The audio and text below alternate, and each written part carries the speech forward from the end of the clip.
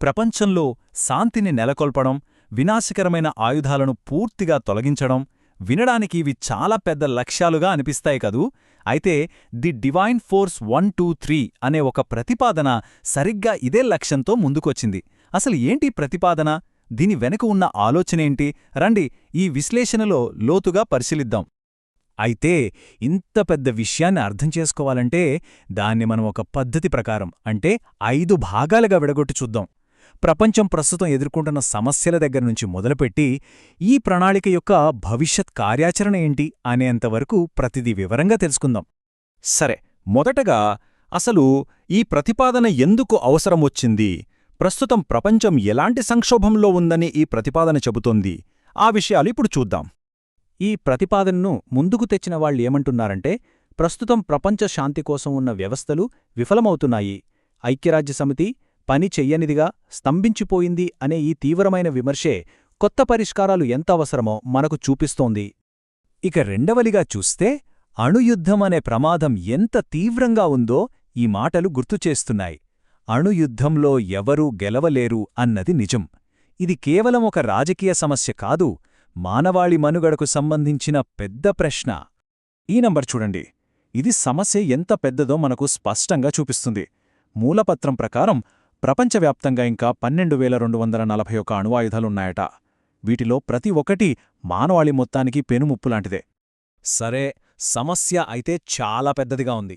మరి దీనికి పరిష్కారమేంటి? అక్కడే మన ముందుకొస్తుంది ది డివైన్ ఫోర్స్ 123 అనే ఈ ప్రతిపాదన. అంతేకాదండోయ్, ఈ విజ్ఞప్తి చేయడానికి ఎంచుకున్న సమయం కూడా చాలా ప్రత్యేకమైంది. ఐక్యరాజ్యసమితి 80వ వార్షికోత్సవం రోజున ప్రపంచ పాలన గురించి మళ్లీ ఆలోచించడానికి, ఒక కొత్త మార్గాన్ని ప్రతిపాదించడానికి ఇది సరైన సమయమని వీళ్లు భావించారు. ఇది కేవలం కాగితాలమీద ఉన్న ఒక ఆలోచన మాత్రమే కాదు. దీన్ని ఆచరణలో పెట్టడానికి ప్రపంచవ్యాప్తంగా 1008 మంది ప్రముఖ నాయకులు, మేధావులకు విజ్ఞప్తి పంపారు. అంటే ఈ శాంతి ప్రయత్నానికి ప్రపంచవ్యాప్తంగా మద్దతు కూడగట్టే ప్రయత్నం చేశారన్నమాట. మరి ఈ విజ్ఞప్తిలో ఉన్న 3 ప్రధాన డిమాండ్లు ఏంటో చూద్దాం. మొదటిది, ఆయుధాల నిర్మూలనపై ఒక ఎమర్జెన్సీ ప్రకటించాలని ఐక్యరాజ్యసమితిని కోరడం. రెండవది, ఈ ప్రతిపాదనను భారత పార్లమెంట్లో చర్చకు పెట్టాలని ప్రధానమంత్రిని అభ్యర్థించడం. ఇక మూడవది, ఈ అంశంపై ప్రపంచవ్యాప్తంగా ఒక అభిప్రాయం రావడానికి మీడియాలో, పాడ్కాస్టుల్లో చర్చను ప్రోత్సహించడం. సరే, ఇప్పటిదాకా బయటి విషయాలు చూసాం. ఇప్పుడు ఈ ప్రతిపాదనకు గుండెలాంటి ఒక ముఖ్యమైన కాన్సెప్ట్ గురించి మాట్లాడుకుందాం. అదే యుబియుఎంయుడి. పేరు కొంచెం సంక్లిష్టంగా అనిపించినా ఈ మొత్తం ఆలోచనకు ఇదే మూలం. ఇక్కడ ఒక ఆసక్తికరమైన విషయమేంటంటే, యుబియుఎంయుడిని కేవలం ఒక రాజకీయ భావనగా కాకుండా ప్రకృతిలో జీఓడి లేదా ఎలక్ట్రాన్, న్యూట్రాన్, ప్రోటాన్ లాంటి ఒక ప్రాథమిక సమతుల్య సూత్రంగా వర్ణించారు. అంటే ఈ మూడంశాల్లో ఒకదానితో ఒకటి విడదీయరానివని ఈ ప్రతిపాదన చెబుతోంది. అయితే ఈ యుబియుఎంయుడిలో యుఎం అంటే ఏంటి? దాని అర్థం యునైటెడ్ మాస్టర్స్. ఇది ఈ ప్రతిపాదనకు సంస్థాగత రూపం అన్నమాట. ప్రపంచానికి ఒక ఆధ్యాత్మిక ఉన్నత సభలా ఉంటూ నైతిక మార్గదర్శకత్వం అందించాలనేది దీని ముఖ్య ఉద్దేశం. ఇంకా బాగా అర్థం కావాలంటే ఈ రెండిటి మధ్య ఉన్న తేడాలు చూద్దాం. యునైటెడ్ మాస్టర్స్ అనేది ఐక్యరాజ్యసమితికి ప్రత్యామ్నాయం కాదు, దానికి ఒక పూరకం లాంటిది. అంటే భౌగోళిక రాజకీయాలకు ఆధ్యాత్మికత, నైతికతను జోడించి ప్రపంచానికి ఒక కొత్త దిశానిర్దేశం చేయాలని లక్ష్యంగా పెట్టుకుంది. అసలు ఈ ఆలోచన ఒక్కరోజులో పుట్టింది కాదు. దీని వెనక ఏకంగా 3 దశాబ్దాల సుదీర్ఘ ప్రయాణం ఉంది. ఆ ప్రయాణం ఎలా సాగిందో ఇప్పుడు చూద్దాం. ఈ టైంలైన్ చూస్తే ఈ ఆలోచన వెనక ఉన్న దశాబ్దాల కృషి మనకు కనిపిస్తుంది. 1995లో ఒక చిన్న ఆలోచనగా మొదలై అబ్దుల్ కలాం గారిలాంటి మహనీయుడు దృష్టికి వెళ్లడం, చివరికి 2025లో ఐక్యరాజ్యసమితికి విజ్ఞప్తి చేసే స్థాయికి చేరడం వరకు ఇది నిజంగా ఒక సుదీర్ఘమైన, పట్టుదలతో కూడిన ప్రయాణం. ఇంత చరిత్ర, ఇంత లోతైన ఆలోచన అంతా బాగానే ఉంది.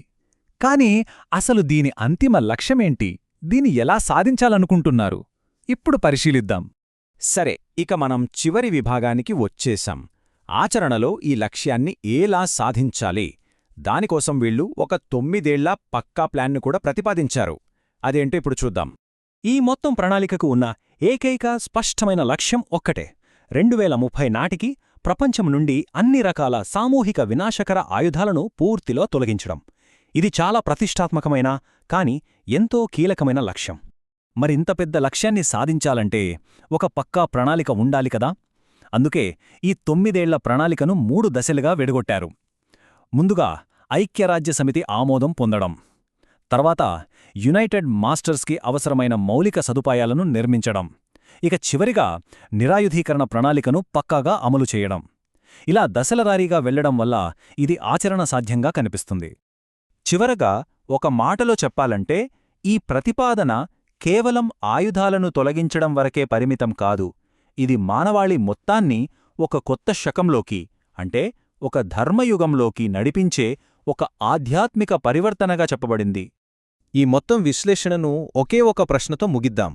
ప్రపంచంలోని అత్యంత సంక్లిష్టమైన భౌగోళిక రాజకీయ సవాళ్లను పరిష్కరించడానికి ఒక ఆధ్యాత్మిక ప్రణాళిక నిజంగానే ఆచరణీయమైన మార్గాన్ని చూపగలదా? ఇది మనం ఆలోచించాల్సిన విషయం.